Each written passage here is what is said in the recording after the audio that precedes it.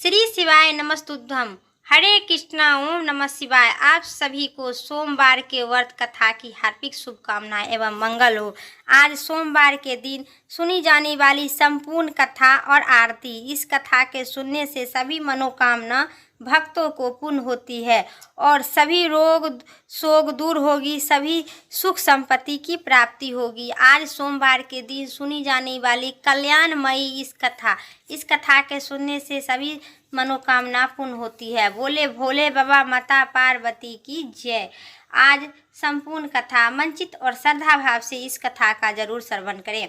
ज्वालापुर नगर में एक बहुत बड़ा धनीवान रहते थे। उनके घर में कोई कमी नहीं था, केवल उनको एक ही दुख था कि उनके कोई पुत्र नहीं था।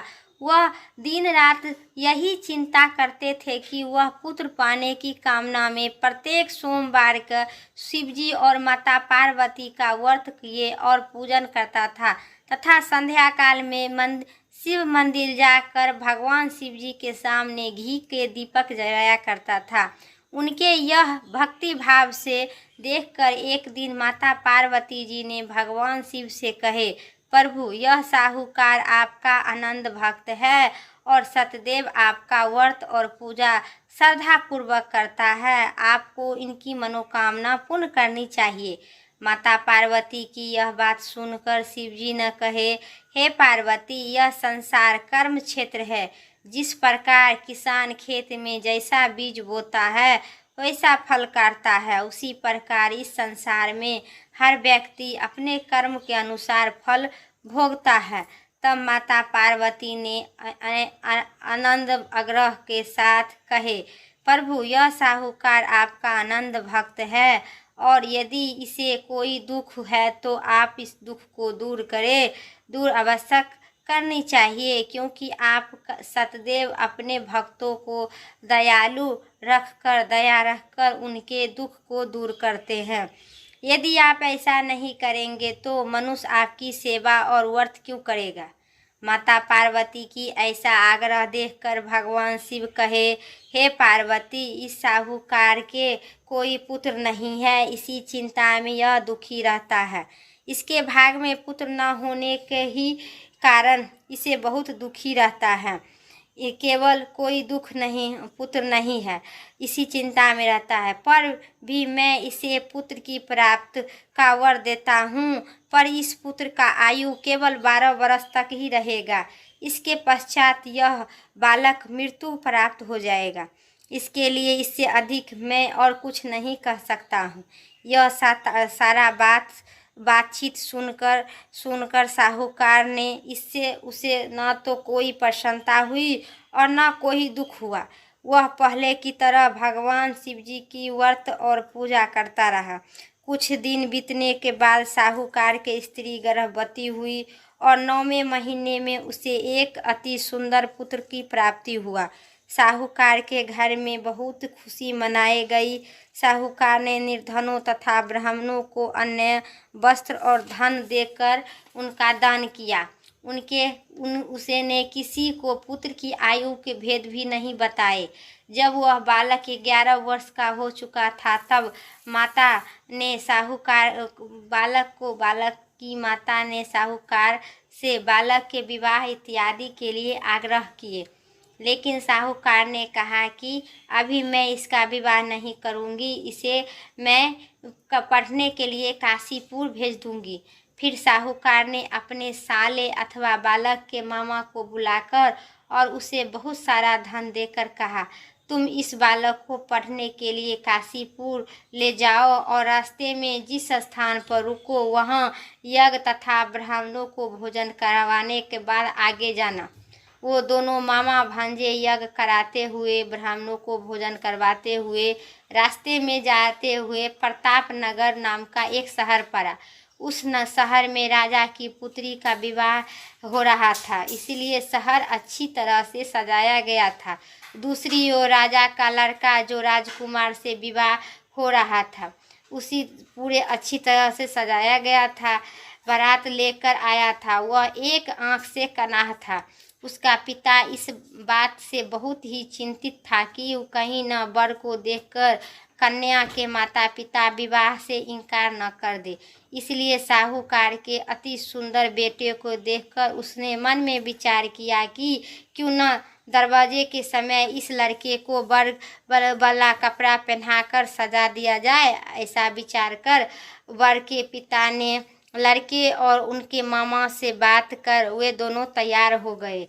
फिर उस लड़के को दूल्हे वाला कपड़ा पहनाकर तथा घोड़ी पर चढ़ाकर दरवाजे पर ले गया और सारा कार्यक्रम संपन्न पूरा हो गया। फिर वर के पिता ने सोचा कि विवाह कार्य भी इसी लड़के के से करा दिया जाए। ऐसा सोचकर उसने लड़के और उनके मामा से कहा, यदि आप फेरे और कन्यादान के काम को भी पूरा करा दे तो आपकी बड़ी ही कृपा होगी। उन्होंने स्वीकार कर लिया और विवाह कार्य भी अच्छी तरह संपन्न हो गया। परंतु जाते समय लड़का ने राजकुमारी की चुंदरी की पल्ले पर लिख दिया कि तुम्हारी विवाह तो मेरे साथ हुई है, लेकिन जिस राजकुमार के साथ तुम्हें भेजा जाएगा वह एक आंख से कना है। मैं काशीपुर पढ़ने जा रही हूँ। लड़के के जाने के बाद उस राजकुमारी ने जब अपनी चुंदरी पर ऐसा लिखा हुआ पाया तो उन्होंने राजकुमार के साथ जाने से इनकार कर दिया और कहा, मेरा पति तो नहीं है, मेरा पति विवाह के साथ ही वह चला गया, मेरा पति तो काशीपुर पढ़ने गया है। राजकुमारी के माता पिता ने अपनी पुत्री के विदा नहीं किया और बारात खाली हाथ लौट गया। उधर साहूकार का लड़का और उनकी मामा काशीपुर पहुंच गया। काशीपुर पहुंचते वहां जाकर उन्होंने यज्ञ करना और लड़के को पढ़ना शुरू कर दिया गया। जब लड़के की आयु 12 वर्ष की हो गई तो उनकी मृत्यु के दिन सामने आ गया। लड़के ने मामा को कहा कि इस बार में कुछ हो गया है, उनकी मृत्यु किस हो गया पता नहीं। उसी दिन उन्होंने यज्ञ का आयोजन किया और किया हुआ था। लड़के ने अपने मामा से कहा कि मामा जी, आज मेरी तबीयत ठीक कुछ नहीं लग रही है। मामा ने कहा कि अंदर जाकर सो जाओ। लड़का अंदर जाकर सो गया। थोड़ी देर में उनका प्राण निकल गया। यज्ञ के बीच में जब उनके मामा ने आकर देखा कि मृत अवस्था में पड़ा हुआ है तो उन्होंने बहुत ही दुख हुआ।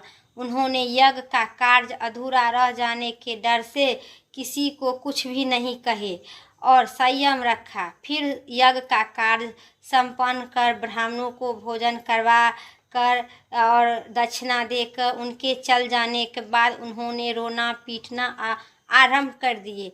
संयोग से उसी समय शिव और माता पार्वती उसी रास्ते से जा रहे थे। जब उन्होंने जोर जोर से रोने की आवाज़ सुनी तो माता पार्वती ने भगवान शंकर से कहा, प्रभु, कोई दुखिया रो रहा है, उसके कष्ट को आप दूर कर दीजिएगा। जब शिवजी माता पार्वती ने उनके सामने जाकर देखा तो वह लड़का मृत पड़ा था। पार्वती जी बोली, प्रभु, यह तो ज्वालापुर के नगर के साहूकार का लड़का है जो आपके वरदान से उत्पन्न हुआ था। शिवजी ने बोला, हाँ पार्वती, इसकी आयु इतना ही थी, आयु पूरा हो जाने के कारण यह मर गया। तब माता पार्वती ने कहे, प्रभु, इस बालक की आयु बढ़ा दीजिए, नहीं तो इसके माता पिता तड़प तड़प कर मर जाएंगे। आप इस बालक को आयु बढ़ा दीजिए। माता पार्वती के बार बार आग्रह करने पर भगवान शिव ने उनका जीवित कर दिए और शिवजी की कृपा से लड़का ओम नमो भगवते ओम नमः शिवाय कहते हुए उठकर बैठ गया। भगवान शिव और माता पार्वती फिर कैलाश पर्वत पर चले गए। तब से लड़का और उनका मामा उसी प्रकार यज्ञ करते हुए ब्राह्मणों को भोजन करवाते हुए अपने घर की ओर चल दिए। रास्ते में वे प्रताप नगर पहुँचे और वहाँ आकर उन्होंने यज्ञ आरंभ कर दिया। जब वहाँ की राजा उधर से गुजरा तो उसने उस लड़के को तुरंत पहचान लिए और अपने महल ले जाकर उन दोनों के बहुत सा आदर सत्कार किए। उसके साथ ही बहुत सा धन आभूषण और वस्त्र देकर उन्होंने राजकुमारी के साथ विदा कर दिए। जब वे जब वे अपने शहर से निकट पहुँचे तो मामा ने कहा कि मैं पहले तुम्हारे घर जाकर सूचना दे आता हूँ। जब उस लड़के के मामा घर पहुंचा तो साहूकार और उनकी पत्नी घर के छत पर बैठे थे और उन्होंने प्रण रख लिया था कि यदि हमारा पुत्र सकुशल लौट आया तो हम नीचे जाएंगे, नहीं तो छत से कूदकर अपने प्राण त्याग देंगे।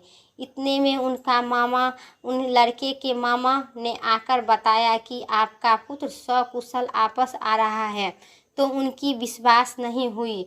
तब मामा ने शपथ पूर्वक कहा कि आपका पुत्र अपनी स्त्री के साथ आ रहा है।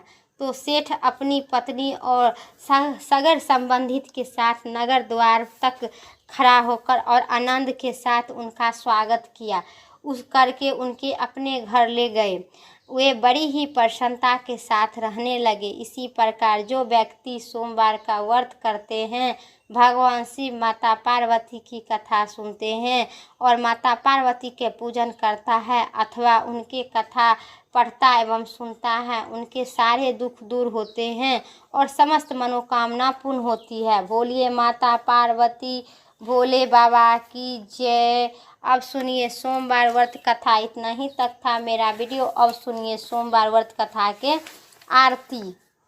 जय शिव ओमकारा प्रभु, जय शिव ओमकारा, ब्रह्मा विष्णु सदा शिव, ब्रह्मा विष्णु सदा शिव, अर्धांगी धारा, जय शिव ओमकारा। एकानंदी चतुरानंद पंचानंदी राजे, हंसासन गरुड़ासन विश्ववाहन छाजे, जय शिव ओमकारा। दो भुज चारि चतुर्भुज, 10 भुज अति शोभे, हो बाबा 10 भुज अति शोभे, त्रिभुवन रूप निरखता, त्रिभुवन जनि मोहे, जय शिव ओमकारा। 2 अक्षी माला वर्णमाला मुंडी माला धारी, चंदनी मिग मग शोभे, बोले शुभकारी, जय शिव ओमकारा। श्वेतांबरी पीतांबर बाघंबरी अंगे, सैनिकाधिक ब्रह्मादिक भूतादिक संगे, जय शिव ओमकारा। करके माधिक मंडल चक्र त्रिशूल धरिता, हो बाबा चक्र त्रिशूल धरिता, जग करिता जग भरिता, जग सहस्त्र करिता, जय शिव ओमकारा। ब्रह्मा विष्णु सदा शिव, जानती अभिखेखा, हो बाबा जानती अभिवेखा, वर्णाक्षर में शोभित ये तीनों एका, जय शिव ओमकारा। त्रिभुवन शिव जी की आरती जो कोई नैरी गावे, हो बाबा जो कोई नैरी गावे, कहती शिवानंदी स्वामी, कहती शिवानंदी स्वामी, मन वांछित फल पावे, जय शिव ओमकारा, हो बाबा जय शिव ओमकारा। भोले बाबा माता पार्वती की जय, सभी देवी देवताओं की जय। आज मेरा सोमवार व्रत कथा इतना ही तक था। वीडियो अच्छी लगे तो लाइक करें, चैनल पर नए सब्सक्राइब करके कमेंट में ओम नमो भगवते वासुदेवाय नमः जरूर लिखे, ओम नमः शिवाय जरूर लिखे। फिर अगली वीडियो लेके आते हैं, तब तक के लिए ओम नमः शिवाय, हर हर महादेव।